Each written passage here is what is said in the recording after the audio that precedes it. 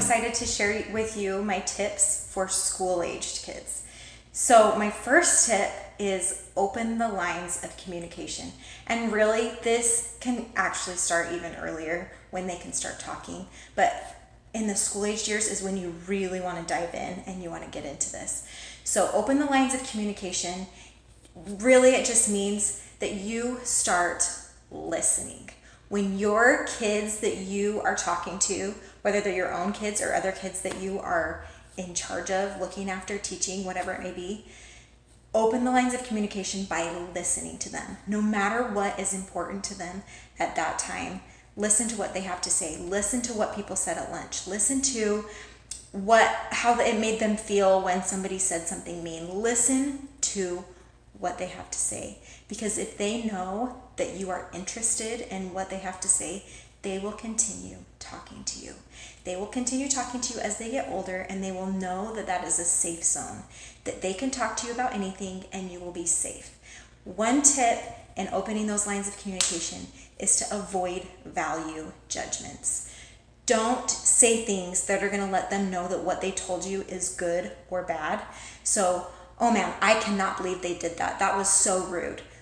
Would be a value judgment. That would be putting value on what they told you. And then they start judging those feelings, whether they're good or bad feelings, rather than saying, how did that make you feel? Wow, that must have been really difficult for you.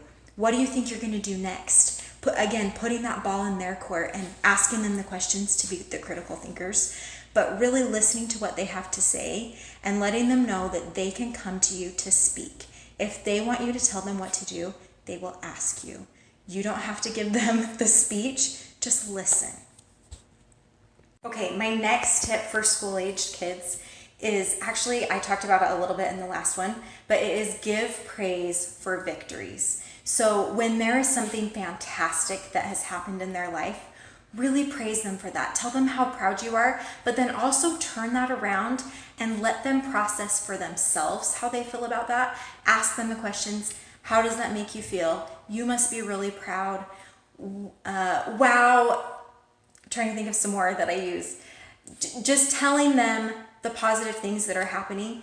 What I mean by this is rather than letting them value themselves on the grades that they're getting or on the win or the lose in a game, helping them to see the value in what they are doing and letting that value be the praise. So maybe in a soccer game or something, whether they won or they lost, seeing the things like, we really played our hardest and I really ran my very fastest and I put so much effort in and I really kicked that ball hard. I was so brave when that ball hit me in the face. That just happened today. So really just help praise the good things that are happening, and it will really help your school-aged kids. Okay, so my last tip for school-aged kids for today is kind of a tricky one for parents.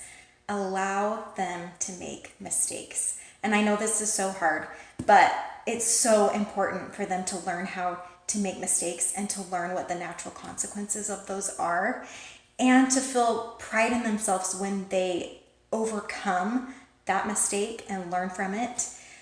This, you guys, it's really hard. It's really hard to let your kids fail. It's hard to let your kids fall. And with this, I mean, let them fail at things that don't really matter, that are not going to put them in any physical or emotional danger, but to let them fail with things that it's okay if they fail. So, for example, for a school-aged kid, if they have forgotten their homework because they did not put it in their backpack after you reminded them to put it in their backpack, don't rush it to the school.